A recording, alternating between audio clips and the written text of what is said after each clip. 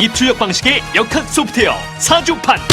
동양 철학과 서양 과학의 절묘한 만남. 신개념의 사주 소프트웨어 세계 최초 개발. 과학적인 사주학 공부를 위한 필수 아이템.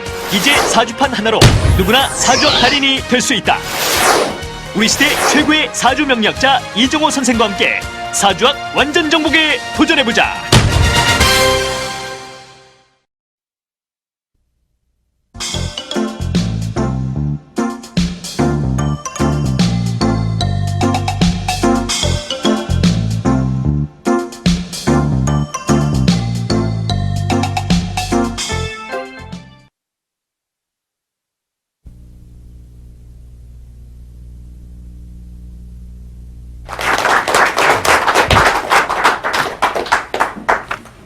안녕하세요. 오늘 강의할 게 서양과하고 동양과 비교를 지난 시간에 간단히 했는데요. 따지고 보면 그거죠. 사주에서 나올 수 있는 수치 학문하고 행성 얘기인데, 일단 그 전에 서양에서 나올 수 있다는 게 주로 이제 별자리 얘기하고 타로 카드 얘기란 말이죠. 요거는 이제 동양에 비슷한 게 이제 육회하고 차이가 별로 없어요. 무슨 요건 당사주요. 얘네들이 말하는 과학이라는 게 해봤자 겨우 A, B, O, A 이렇게 나오는 형태. 사실은 서양에서 알고 보면은 과학이라고 하지만은 과학이 아닌 게 나왔어요. 그런데 이걸 가지고 계속 봐요. 염소자로 태어났으니까 사람 당신은 고집이 세고 어떻다. 이 말이 되나 이게. 또 한 가지는 당사주 이런 말 나오죠. 무슨 띠에 개띠에 몇 월 세상에 몇 시에 나와서 나쁘다. 이 거의 얘기가 무슨 띠 이러면 다 당사주 얘기예요. 사주에서는 이걸 가지고 인 이렇게 말을 하지 이거 가지고 무슨 호랑이 이런 얘기 안 해요. 그 다음에 술 대해서 그냥 술 이렇게 말을 하지 이걸 가지고 무슨 개라고 말 안 한다는 얘기죠. 그러니까 동물 얘기 나오면 거의 당사주하고 별자리 얘기라 보시면 돼요. 쥐띠에 사람들이 쥐때 나와서 참 좋다 시간대가 이런 얘기 단지 미신적인 거죠. 그러니까 띠라고 붙으면 거의 다가 저 얘기예요. 그래서 알고 보면 여기 있는 무대 배치도 왼쪽에 잘못되어 있죠. 띠에는 띠 얘기 하나 안 나왔는데. 그래서 이 띠라고 말하는 거하고 별자리에서 말하는 무슨 좌, 염소자, 물독자, 사자자 많잖아요. 이 전부 다가 동물을 비교한 건데 무슨 사람을 비교할 게 없어서 동물에 비교해요. 그래가지고 우리 개띠는 개고기 먹으면 안 된다. 이런 얘기도 나오고요. 이게 말이 안 되죠. 개띠하고 호랑이띠가 만나면 어떻다 이런 얘기들. 이게 다 웃긴 얘기죠. 이게 좀 미신적인 얘기가 많이 흘러나와 있는데 이건 사주와는 전혀 무관해요. 그냥 당사주 얘기예요. 그 다음에 주로 이제 별자리 얘기죠. 여기 길에 가면 많잖아요. 타로 카드 점친다고 카드 가지고 왔다 갔다 뒤지고. 아유, 그럴 바에는 거기서 그거 궁금해서 물을 바에는요. 차라리 그냥 집에 가서 음료수 한 잔 마시고 내가 잘 될지 안 될지 가만히 반성하는 게 나아요. 사주는 요거와는 아예 차이가 있어요. 주역은 육효에서 따지는 것은 음양이죠. 얘네는 음양밖에는 없어요. 초보 이론인데 사주는 정확히 사주 명리학은 음양 오행론이에요.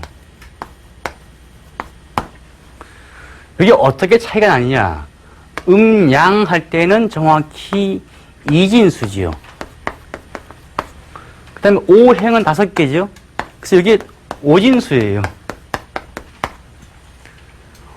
오행을 음양으로 구분하면 10개 나오죠. 그래서 곱하기 하면 10진수가 나오게 돼요.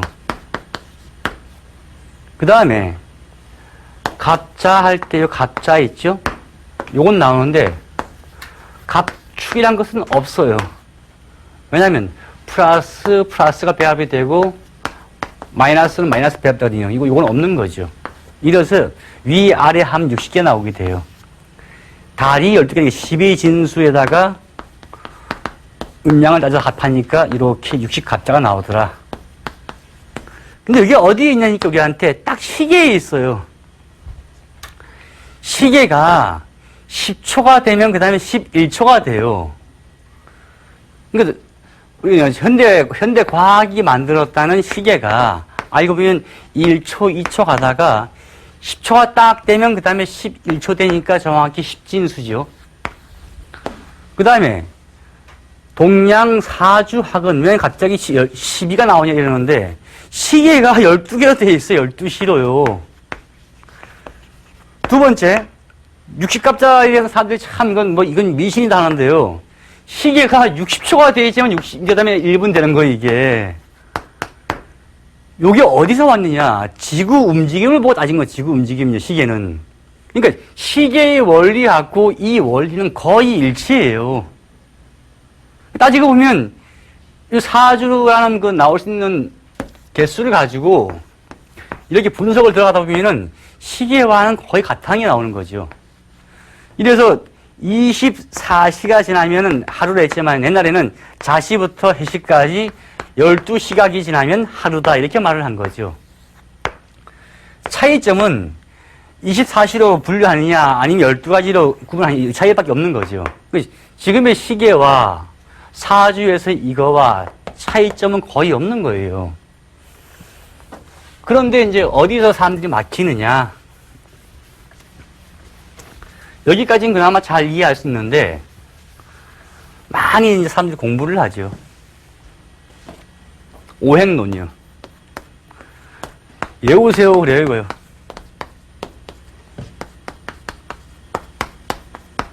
이렇게요. 목화, 토금수 외우라, 거의 다 그래요. 이거 빨리 외우면 좋다고. 이게 왜 나왔는지에 대한 설명도 없어요. 그게 근거 없이 외우라는 거지요. 근거 없이 외우다 보니까 막 말이 생긴 거죠. 실제는 이게 어디서 왔냐니까 알고 보면 이러한 구조에서 왔어요. 맨 처음에 음양이거든요. 그 다음에 옛날 시대는 땅을 가지고 지구를 안 했어요. 그 당시는 천동설이지 지동설 아니에요. 땅이 움직인 게 아니고 옛날 시대에는 분명히 하늘이 움직임을 봤죠. 지동설은 훨씬 뒤의 얘기죠. 그러니까 이걸로 가만히 보면은 땅은 그냥 토예요. 그래서 땅, 지, 수산 이렇게 해요. 그러니까 이 자체가 뭐냐니까 우리의 입장은 지구다. 지구는 실제는 옛날에 그게 안 쓰고 이렇게 토라고 했죠. 이걸 가지고 말이 많았던 게 요새 관측에서 토성이 토성이다. 하늘에 나오는 토성이요. 이때는 토성이 관측이 안 돼요. 옛날 시대는 땅을 자체를 보고 그냥 땅이다 이렇게 말해서 이거를 토라 했죠. 자, 땅에서 하늘을 가만히 보니까 가장 크게 움직이는 게 있어요. 낮 때니까 이만한 게 떠 있고 밤 되니까 이만한 게 떠 있고 이래서 얘는 좀 뜨겁고요. 속에 해가 뜨고 밤에 달 떴지요. 얘는 그래서 양이라 하고 얘는 음이라 하자는 원리에서 나오죠. 여기서 음양 이론이 실제 나오게 돼요. 근데 이거 없이 하다 보니까 사람들이 막 어지러운 거죠. 그냥 아침에 뜨는 해가 양이다 하면은 밝다, 뜨겁다, 움직임이 강하다 나오고요. 달이면 왠지 춥다, 차갑다 다 나오게 돼요. 그럼 여기에서 음양이 나왔는데 오행은 어디서 나왔느냐? 그게 알고 보면 되게 간단한 데서 나왔는데 모르고 하니까 계속 혼란스럽죠. 태양계가 이렇게 해가 있으면요. 자, 지구는 평면이죠. 가만히 보니까 하늘에 움직임이 있는데 우리 가까운 쪽에 뭐가 하나 있고 앞에 뭐가 움직이더라. 근데 바로 앞에 있는 게 금성이라 하고 그 다음에 앞에 있는 것을 이렇게 하죠. 수성. 이건 사람들끼리 붙인 얘기예요. 그 다음에 우리 바로 요 거리하고 좀 떨어져 있는데 그게 바로 이상하게 화성이라 하자. 맨 끝에 보이는 것을 목성이라 하자. 이렇게 본 거예요. 그러니까 얘는 해지요. 얘는 달이죠. 이러고 지구는 땅이다라고 봤지, 이렇게. 그러니까 여기 행성 구조가 갖게 돼요. 나중에 태양계 관측한 결과, 지구 앞에 금성이 있고, 금성 앞에 수성이 있고, 이렇게 되는구나라고 되어 있어요. 요거 국민학교 시간이 잘 나와요. 그러니까 지구 밖에 바로 옆에 화성이 있고, 옛날에 영화도 나오죠. 화성 침공 나오잖아요. 저기 넘어가면 목성이 있고, 이러한 구조가 나오더란 얘기죠. 근데 땅에서 가만히 보니까 이거 나왔는데, 요게 어디에 나와 있느냐?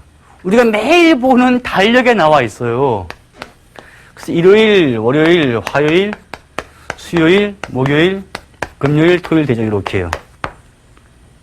정확히 일주일이에요. 그럼 일주일은 음양 오행에 대한 다른 표현이죠, 이게. 그럼 달력이 이상하게 일, 월, 화, 수, 목금으로 되어 있지. 이건 중국과나 일본과나 똑같은 얘기예요. 그럼 동양의 달력은 이거를 항상 기준으로 했죠. 근데 차이가 뭐냐. 지구상에 아무리 그래도 해가 없으면 죽잖아요. 그래서 얘가 참 영향이 크다. 그 다음에 달이라는 게 지구에 참 영향도 많이 미쳐요. 조수간만이 차요. 얘하고 얘가 참 영향을 미치고 얘하고 얘는 또 나름대로 영향이 있다더라. 그 다음에 여기도 변화가 있고. 이 토는 뭐냐. 하늘에서 변화가 많이 있는데 기운들이 변화가. 우리가 지금 밟고 있는 이 땅에 변화가 많은 때가 있다. 그때가 언제냐. 그거를 무하고 기로 하자라는 얘기죠. 이것도 호칭이에요. 무는 양. 요거 음인데 갑자기 이게 나오면 어지럽죠. 뭐냐면 이거죠. 여기서 다시 분류를 들어가요. 자, 목성이 있고 화성, 토성, 금성, 수성이 있는데 이것들이 음과 양일 때가 있다. 태양이 떴을 때 비록 하늘에 안 보이지만 기운이 있을 것이고 밤에는 또 보인다. 그래서 얘도 분명히 음양이 있다. 근데 호칭 기호를 바꾸자. 처음에 목을 썼다면 만약에요. 이렇게 아마 쓰고 이렇게 했을 거예요. 밤에 것은 달 쓰고 목 썼겠죠. 너무 복잡하니까 그냥 글씨를 바꿔요. 양은 갑이라 하고 음은 을이라 하자. 그 다음에 이거는 병 이렇게 쓰고 이렇게 하자. 부호만 바꾼 거지요. 복잡하게 쓸 거를 이렇게 약속 기호화한 거예요. A, B, C, D는 다 외우면서 이거는 사람들이 어지러워하는데 실제는 이렇게 되어 있는 거죠. 토는 무하고 기라고 약속 기호 정하자. 하나는 양, 하나는 금은 경하고 신으로 정하자. 얘 플러스, 얘 마이너스. 또 얘는 임과 개로 하자. 이렇게 약속 기호를 정한 거지. 이 단어 자체에서 대단한 의미가 있는 게 아니에요. 이 약속 기호일 뿐이에요. 자, 이렇게 해서 우리가 달력이 나오는데 달력이 이게 삥 돌다 보니까 360도가 정확히 맞는데 지구가 이 땅이 말이죠. 이렇게 돌지만은 옛날에는 얘가 돌았겠죠. 얘가 뺑 도는데 이상하게 요도 각도가 다 안 되고 이상하게 한 360 몇 개가 더 남아요. 나중에 알고 보니까 이게 지구가 우주에서 보니까 이거 빼딱이 길어진 거예요. 이래서 파악이 된 거죠. 이래서 보통 음력에서는 윤달을 많이 끼우죠. 근데 사주 명리학은 정확히 태양력 기준이에요. 태음력 기준 아니에요. 당사주라는 시대에 옛날 당사주는 음력 1월 1일 되면 나이가 먹은 걸로 보고 모든 계산을 다 하거든요. 사주 명리학은 이게 아니고 태양을 기준으로 입춘을 지났느냐 아니냐 이거 판단을 해야 돼요. 그 사주 명리학은 정확히 태양력 기준이지, 태양 기준이지 달 기준 아니에요. 자, 이래서 차이가 있죠. 근데 이걸 이제 외우고 한단 말이죠. 그냥 외우지 말고 가만히 보자고요. 누가 여기서 목생화가 왜 나와요, 이게? 얘가 나무라고 말한 적 없어요. 목생화는 왜 나오고 화생토는 얘가 왜 나오냐는 얘기지, 이게. 여기서 나오게 돼요. 지구 궤도에서요. 볼까요?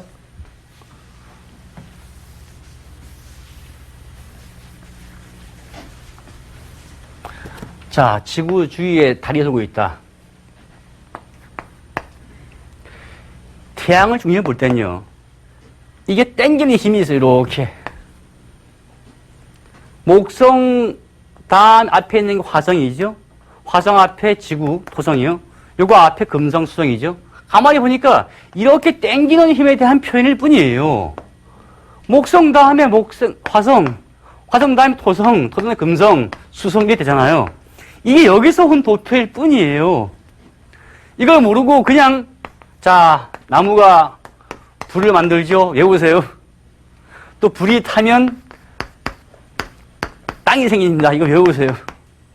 이렇게 해놓으니까 바로 공격당해요. 어떻게 나가느냐? 아니 그러면 불이 타면 땅이 생겨야 되는데 휘발유로 타면 아무것도 안 남는데요. 땅도 없던데. 이러면 논리가 안 맞게 되는 거죠. 동시에 저기서요. 금에서 수가 나온다는데 자 금은 다이아몬드도 파면 되는데 다이아몬드 놔도 가만히 놔두니까 물로 안 나오더라. 이거 뭐냐? 그 다음에 금은 쇠붙이라 했는데 왜 수는 쇠붙이가 아니고 노가가 아니고 물이냐? 이러면 그러니까 동양 사주 명리학이 현대의 이론으로 설명 들어가면 다 말이 안 맞게 되는 거죠, 여기서. 그러니까 이걸 가지고 고집하다 보면은 계속 헤매게 되는 거예요. 원리는 이렇게 왔다는 걸로 이해하시면 쉬워져요. 이러면 당연히 자, 지구에서 볼 때요. 앞에 금성, 그 다음에 수성, 밖에 화성, 목성 있잖아요. 이렇게 쭉 돼 있다. 이래서 목생, 화고, 화생, 토고 이렇게 돼 간다. 이렇게만 하면 누가 반대하겠어요? 반대할 사람이 나오라 하면 자기가 지구 궤도 바꿔야죠. 근데 묘한 거는 옛날 사람들이 정할 때 이러한 기준이 있게 돼요. 여기서부터는 조금 논리가 있죠. 지구를 기점으로 딱 잘라서 앞에 태양은 뜨겁죠. 요 사이에 있는 걸 왠지 차갑다고 표현을 하게 됐단 말이죠. 밖에 있는 건 왠지 덥다. 태양 가까이 있으려면 뜨거워야 되는데 묘하게 금성이고 수성이 하잖아요. 이렇게 차갑게요. 그 이유가 요게 뜨면은 왠지 날씨가 좀 시원하더라 이런 말이죠. 그래서 하나 둘 편에 들어가는 과학적으로. 이건 따지면 태양계에 대한 해석이 이렇게 나온 거예요. 만약에 옛날 시대에 이게 아니고 토성이니 명왕성, 해왕성 다 나와 다 알게 됐으면요. 이 음양 오행론이 나올 근거가 없게 됐다고요. 오히려 이러한 기준을 가지고 한번 우리 이걸 가지고 응용을 해보자. 가만히 보니까 저 별은 나의 별이 아니고 저 별이 여기 떠 있고 이 별이 저기 떠 있으니까 지금은 기후가 어때서 뭔가를 심으면 된다. 쟤는 저기 있고 얘는 여기 있으니까 내일쯤이면 아마 서리가 올 거다.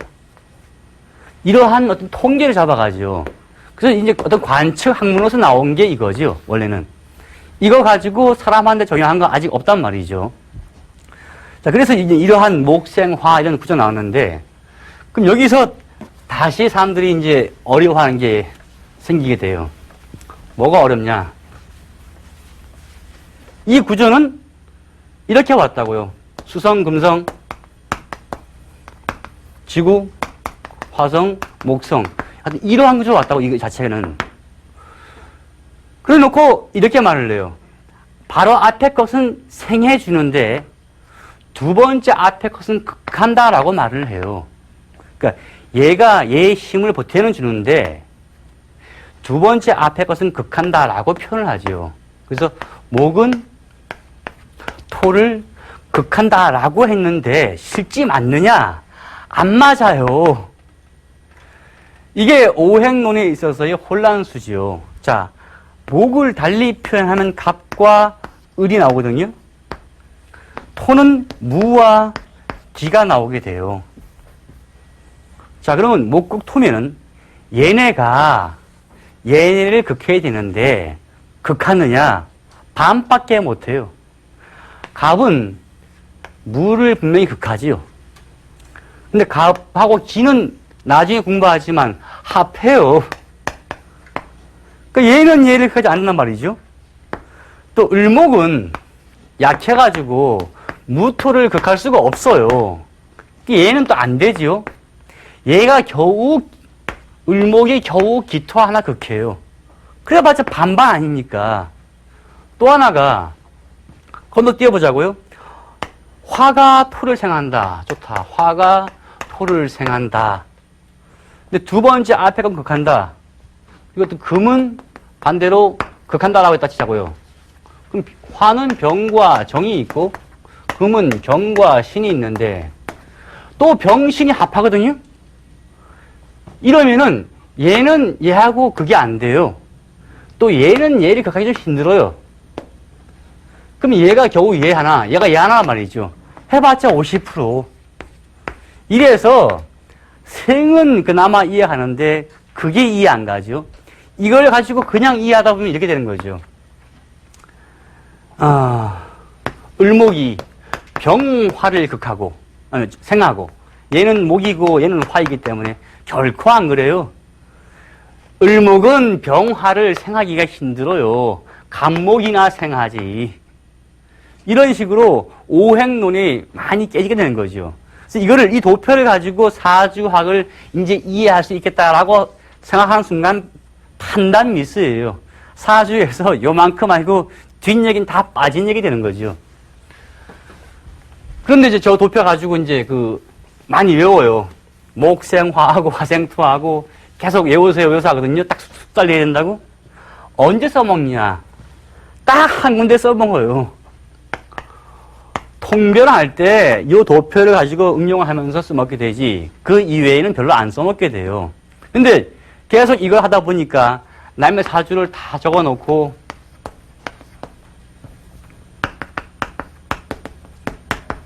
이런 사주에서 당신 사주는 이게 일간이니까요. 화로 태어나서 양이기 때문에 여자인데도 불구하고 당신은 남자 같아. 이러한 엉뚱한 논리로 말하는 말을요. 이런 식의 얘기가 굉장히 많이 나오게 돼요. 이게 이 도표 하나만 보면 그래요. 당신은 목이 너무 많으니까 목의 힘을 빼기 위해서 화가 있던가 아니면 극하기 위해서 금이 있어야 된다. 이게 다 여기서 나오는 얘기들이죠. 이대로 사주풀이가 되느냐? 이거 안 돼요. 이거는 음양 오행론이 아니고 오행이론으로 사주 푼 거예요. 생초보 얘기죠. 사주를 적어놓고 이 일간이 강하냐 약하냐 따질 때 전체에서 목이 몇 개, 화가 몇 개, 이걸 점수 매긴데요. 이거 황당무계한 이론이에요. 목생화 다 목생화 아니고 화생토 다 화생토 아닌 게 많다는 얘기죠. 근데 이걸 가지고 무조건 점수하자, 뭐가 몇 개, 뭐가 몇 개, 이론이 강하다 약하다 이래가지고는 사주 맛도 못 보고 엉뚱한 길로 쭉 빠져가지고 남의 사주 가지고요. 그냥 이거 뭐 어떤 데 말아야 된다는 얘기죠. 이러면 사주 공부가 이게 아주 비과학적이 되는 거죠. 음양 오행 이론으로 실질은 공부를 해야지. 자꾸 이 오행 도표 가지고 하다 보면요. 많은 공격을 당해요. 책 보다 보면 이게 나오거든요. 목이 화를 생하나 목이 너무 많으면 오히려 불이 꺼지고 그래서 이게 무슨 말입니까? 라고 물으면 이렇게 말을 하죠.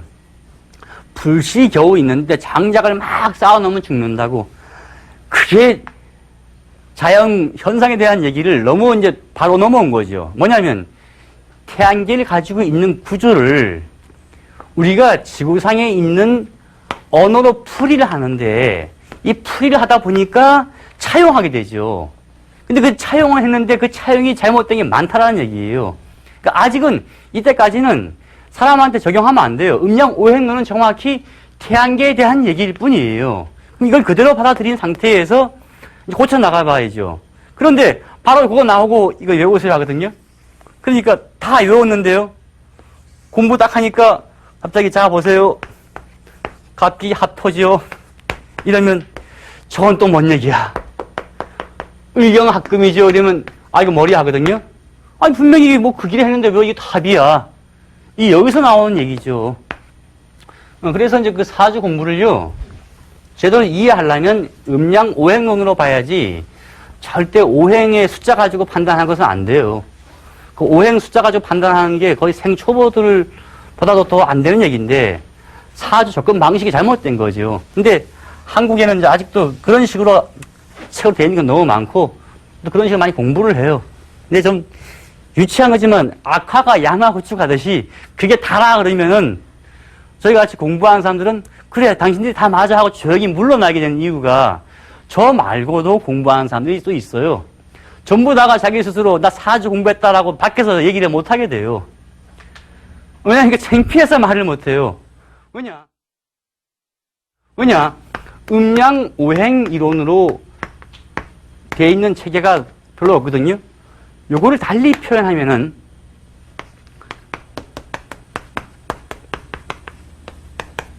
여기에서 갑과 을이 나오지요.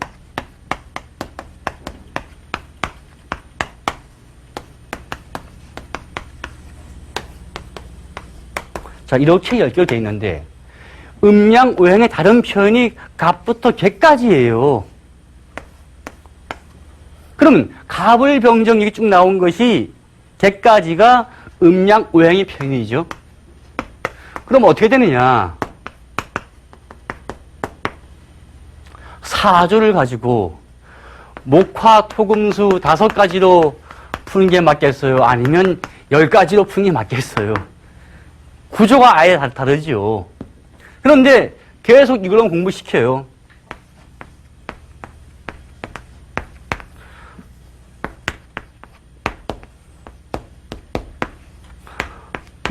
목이니까 강하네. 이렇게 얘기해요.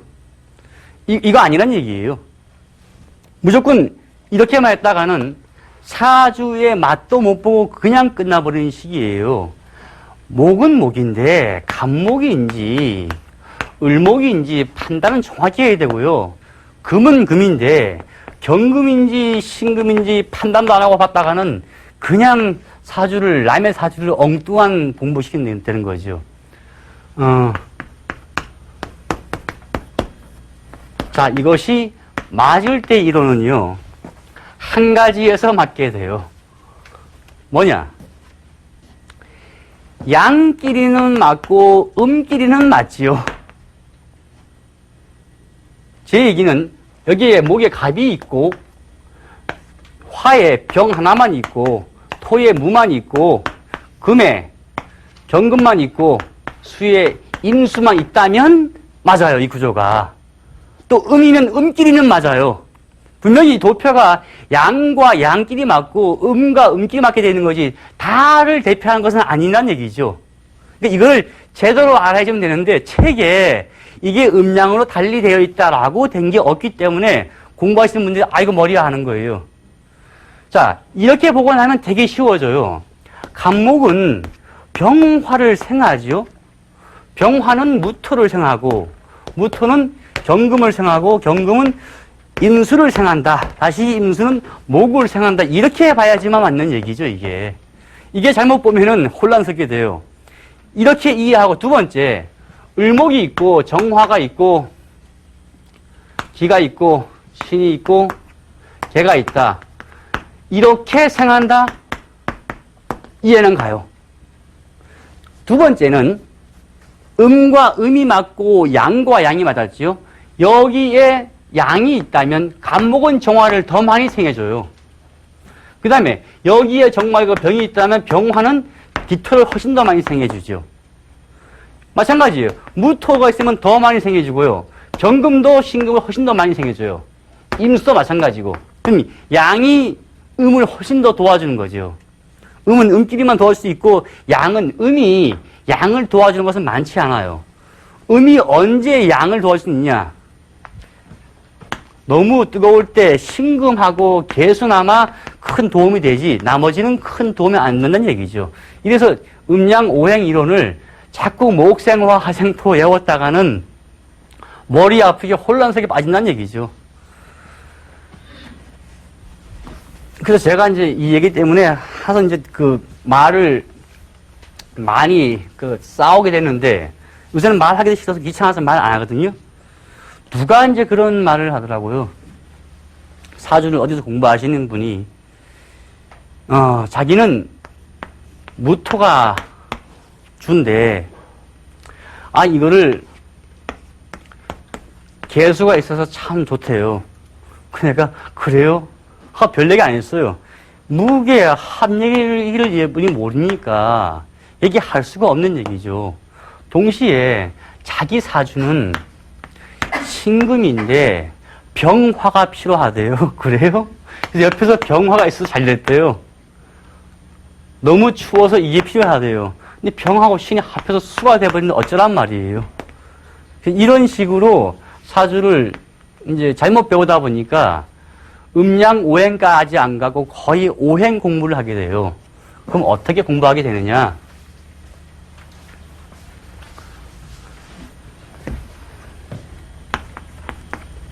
모든 사람들이 여기 오신 분들은 최소한 이건 알 거예요. 목은 화를 생한다. 그리고 화는 토를 생하고 토는 금을 생하고 금은 수를 생한다라는 건 알고 있지만 태양계의 구조가 이렇다는 것은 오늘 처음 알았을 거야 아마. 두 번째는 목이 토를 극한다 했단 말이죠. 토는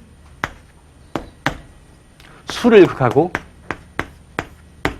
수는 화를 극하고 그다음에 화는 다시 금을 극하고 금은 또 목을 극한다더라.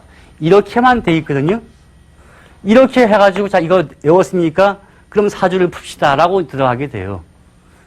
이러다 보니까 조금 이제 사주에 대해서 제대로 된 얘기가 나오는 순간부터 아이고 머리야 하면서 다 말이 틀리네 못하겠다 이렇게 되는 거죠.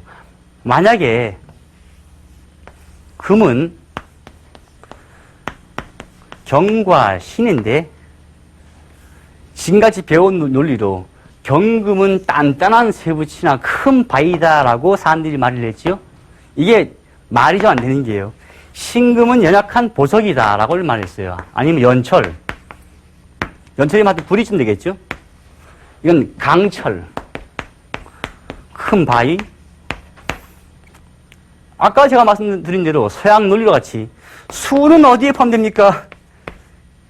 난감하잖아. 수는 물 같은 게 물입니까? 아니면 금속입니까? 아주 혼란스럽죠, 이게. 그 다음에 휘발유가 있는데 휘발유는 수입니까? 화입니까? 이게 또 혼란스러운 얘기죠. 그러니까 이걸 이렇게 보시면 안 돼요. 경금 이러면 금성이 하늘에 있는 해양계가 있으면 자 금성하면 옛날에 또 금성 무슨 그것도 있잖아요. 금성이 양의 날, 그러니까 해가 뜨는 날 가장 강했다. 신금이 있으면 그날 금성이 밤에 강했다. 이렇게 보시면 돼요. 갑이 있으면 갑목, 을목을 얘는 큰 나무, 얘는 숲을 이렇게 왔다가 아니면 또 이게 틀리게 돼요. 큰 나무면 자, 또 치자고요. 그럼 이것도 전나무는 뭐고 아니면 플라스틱은 뭐예요? 플라스틱이요. 플라스틱은 여기 포함돼요. 여기 포함돼요. 안 맞는 얘기죠.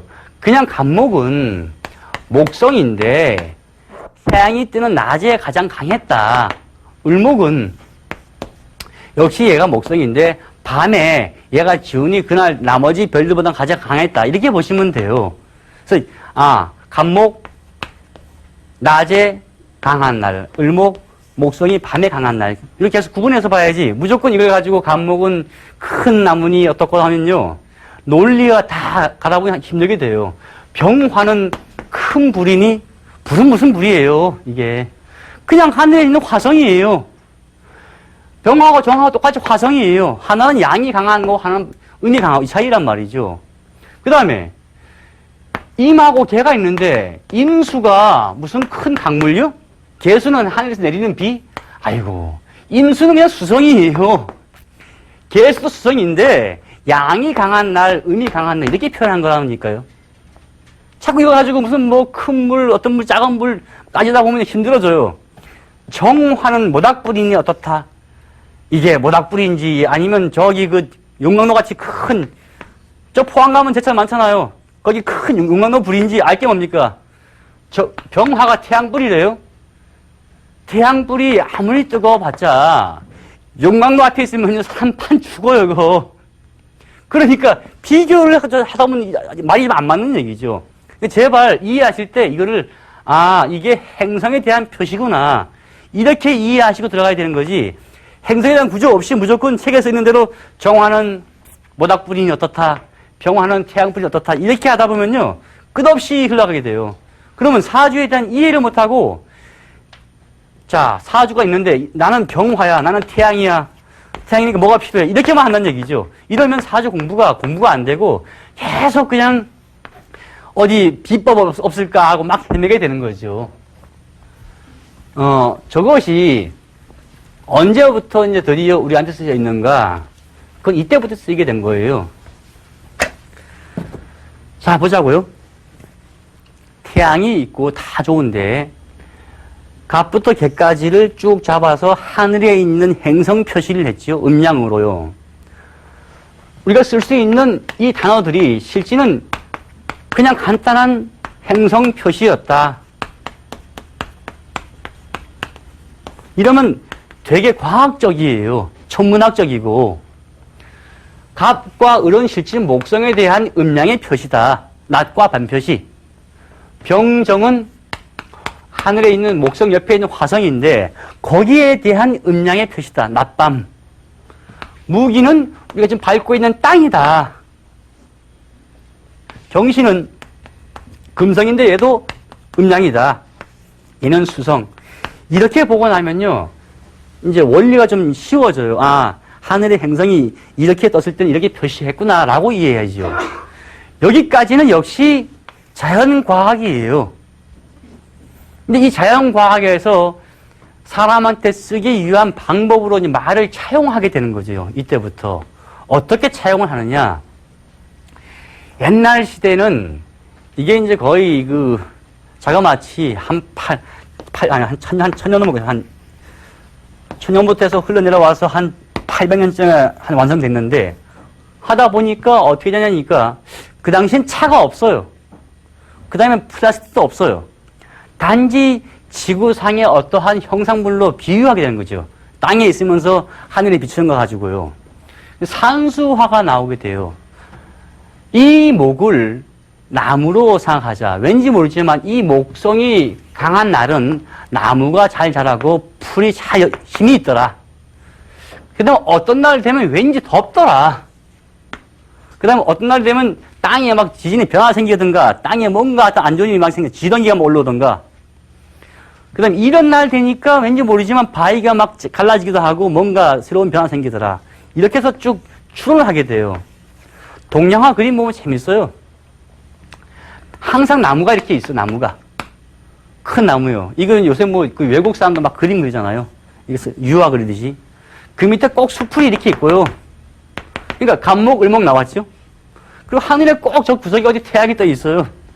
그 다음에 어떤 사람이 낚시를 꼭 하잖아요, 이렇게요. 옆에는 꼭 뭘 구워 먹어요. 불 떼가지고 이렇게. 그러니까 이게 병이고 정이고 이렇게 응용하자는 얘기죠. 갑과 을이고. 역시 사람 기준이죠. 여기 꼭 바위가 항상 있거든요. 바위도 있고 땅도 있고 여기 갯벌이 있어요. 갯벌이요. 여기 기토고 단단한 땅은 무토고 이 바위는 경금이라 하고 속에 숨어있는 것은 뭔지 모르지만 빛나는 보석으로 하자.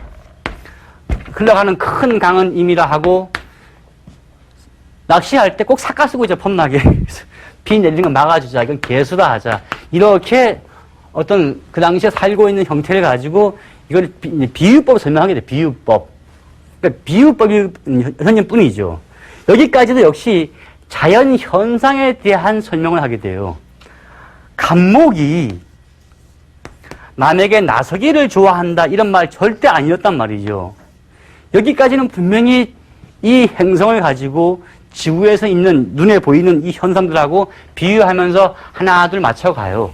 자, 이렇게 되면은 서양 학문 가지고 사주 명리학을 가지고 맞다 틀리다 할 수가 없게 돼요. 왜냐? 얘를 행성을 가지고 이렇게 우리는 비유해서 설명하에 들어간다라고 했으니까 이해가 가는 거죠. 근데 이거 없이 갑자기 그냥 목생화 했다가는 말 나온다니까 이게. 목생화 힘든 게요. 내가 저기 아는 분 집에 가니까 옛날에요. 진짜 그 장마 때 비 맞은 나무 있죠. 장마 때 비 맞은 나무 가지고 아무리 고기를 구워 먹으려 불을 떼도요. 그 신문지 이만큼 쌓아놓고 떼도 불 안 붙어 이거. 진짜 안 붙어요. 그런데 목생화라고 내가 그때 진짜 충격받았죠. 어릴 때요. 분명히 목생화라 배웠는데 이놈의 나무는 진짜 불이 안 붙어 이거. 그러니까 이게 참 머리 아픈 얘기죠. 그 다음에, 어릴 땐 진짜 믿었어요. 목성하니까 나무만 있으면 불 탄다. 근데 진짜 습한 나무에 물에 푹 불린 나무는 아무리 떼도 안 타요, 이거. 투국수한다고요? 아, 말이 이렇지요. 강가 나가가지고요, 좁은 그 장마 때, 거기 막으려고요. 고기 잡아 먹으려고. 이렇게 모래 착 뿌리죠? 금방 싹 써내려가요. 근데 무슨 투국수야. 이 말이 안 된다는 얘기죠. 이거는 여기에서 자연 현상에 이용하기 위해서 만든 비유법일 뿐이에요. 그러니까 이걸 비유로 이해해야지 자꾸 이걸 어떤 철칙으로 이해했다가는 힘들어져요. 그럼 어떻게 비유를 했느냐, 이제. 여기에 대해서 이제 이 원리를 알고 나면은 비유법도 그냥 비유로만 이해해야지 너무 큰 의미를 두면 안 돼요. 그냥 감목은 분명히 큰 나무나 했어요. 근데 감목은 큰 나무인데 양지식물은 해를 보고 짝 자라잖아요. 그죠? 그러니까 큰 나무다. 그래서 큰 수풀로 잡아요. 을목은 습한목인데 큰 나무 옆에 기생하는 조그마한 나무도 많잖아요. 뭐 고사리도 있고 사방풀도 많고 이제 그 쌀이가지도 있고 이러한 걸 가지고 이제 을목 그래요. 또 수분 옆에서 많이 자라는 거. 그래서 이렇게 이제 한번 써보자라고 이제 응용을 하는 거죠. 비유법으로. 병은 태양이라 하자. 그런데 저기 포항제철에 있는 그 용광로는 아니다. 실제는 그 자체 열기는 이거보다 세요. 정화는 그 우리 옛날에 거기 이제 대장간 거기 가면 이렇게 풀무질하면 막 불이 나와요. 실제는 그 정화를 보고 말했었어요. 그래서 우리가 말한 모닥불은 아니에요. 그 대장간이죠. 거기에 있는 불. 요새는 어마어마하게 커진 거죠. 옛날 달리. 무토는 단단한 땅이었단 말이죠. 아주 메마른 땅. 쉬운 얘기로 학교 운동장이요. 그 땅을 항상 뭐죠? 조퇴 많이 하고 하다 보면 무슨 정황 맞고 이제 맨날 청소하잖아요. 막 굴리면서 막 말리고. 그래서 단단한 땅이에요, 거긴요. 정구장, 테니스장. 거기 맨날 이렇게 하잖아, 뭔가를요. 기토는 이제 그거예요. 봄 되면 다 떠오르는 거. 여기 분들은 모르지만 저는 강원도예요. 강원도 가면 한 3월 말쯤 되면은 거의 길을 가면은 다 진흙벌이 땅이. 물론 이제 한 7년 전쯤, 한 25년 전쯤엔 아스팔트가 됐지만은 그 전까지만 해도 봄만 되면은 이 애들하고 놀 때 신발이 상당히 무거워져요. 진흙이 이게 신발이면 거의 이만큼 붙어 있어요. 그냥 이게 막 떨어지듯이요. 그러한 진흙 땅을 말을 하죠. 늪지대. 그럼 정확히 물 반, 땅 반은 뭐냐? 그것도 애매해지는 거죠. 단지 이건 비유법이에요. 경금은 아주 탄탄한 강철을 의미하기도 하고요. 큰 바위 있죠. 저는 큰 바위를 멋있는 데 봤는데 중국에 가니까 청도라는 데 가니까요. 거기 산속에 가니까 노산이 있어요. 뭔 산이 어마어마한 큰 돌 몇 개가 산이에요. 한국은 아기자기하게 돌이 많이 있는데 여기는 상상을 초월한 큰 돌이 몇 개가 탁 엎어져 있는 게 그냥 한 산으로 되어 있더라고요. 그러한 탄탄한 이 바위요. 신금은 보석을 의미하지 다이아몬드 아니에요. 그러니까 보석이라든가 아니면 어떤 연철을 말해요. 구리 같은 거. 다이아몬드는 얘보다 세요. 다이아몬드 가공하려면요, 기계가 얼마나 망가지는데요. 제일 간단하지요. 그 다이아몬드를 굳이 구분한 다음에 일로 집어넣어야 돼요. 자, 이 임수를 이제 우리 사회 현상에 비교할 때 지나가는 큰 강이라 했는데, 이 강도 강 나름이죠. 한강 크지요? 그 다음에, 우리 고향은 거기에서 오대천. 오대천을 해봤자 한강이 한 10분의 1밖에 안 돼요. 근데 저기 멀리 나가보니까 강은 강인데 저기 강인지 바다인지 모를 만큼 끝이 안 보이는 게 쫙 흘러가는 게 때도 있어요. 그러니까 이것도 큰 차이가 많죠. 하지만 비유법이라고 그냥 강이라 한 거죠. 단지 또 개수는 하늘에서 내리는 비인데 이 비도 비 나름이에요. 이슬비인지 아니면 장마 때 내리는 큰 비인지 4박 5일 내내 내려가지고 막 그냥 김천이 푹 잠기는 그러한 빈지 판단하기가 좀 힘든 얘기죠. 하지만 이제 비유로 이렇게 한번 써본다는 얘기죠. 근데 개수는 어떻게 될지 모르는 게 우박은 어디에 포함되나요? 눈은 어디에 포함되나요? 눈도 다 여기에 포함이 되죠. 그래서 겨울에 수는 이거지 눈이죠. 그냥 우박이 내리고 눈이 내리고. 그만큼 이제 그 음양 오행대에서 공부를 하실 때 사주 명리학은 간단하게 오행도 목생, 화, 화생, 토 그게 아니구나라는 걸 좀 아시면 돼요. 왜냐하면 이 음양 오행을 모르고서는 사주 명리학을 들어가기 굉장히 힘들어요. 근데 계속 돼 있는 건 거의 다가 이제 오행 이론만 돼 있거든요. 오행만 되다 보니까 이제 그거 하는 거죠. 나는 목이라서 나는 목이 많고 수가 없어서 수가 필요해. 이러니까 나는 항상 물을 많이 먹고 집에다가 수족관을 놔둬야 돼. 이러한 논리가 나오는 거죠. 이거 아니에요. 또 하나 있어. 나는 화인데 화가 너무 약해서 불이 필요하대요. 이래서 나는 집에 항상 난로를 놔야 돼. 이러한 얘기는 오행론 얘기지 음양 오행 얘기가 아니에요. 태어난 날이 묘하게 이 화성이 약했다, 강했다 이러한 표현일 뿐이지 이걸 가지고 이거다 저거다 하기는 상당히 애매모호하다는 얘기죠. 앞으로 공부하실 때 이 선은 좀 지켜줘야 돼요. 나는 이제부터 공부할 때 오행 이론이 아니고 음양 오행 공부를 한다라고 해야 돼요. 이거 없이 공부했다가 안 되죠. 또 한 가지 주역에서 나오는 육효는 사주의 음양 오행과는 아예 관계가 없어요.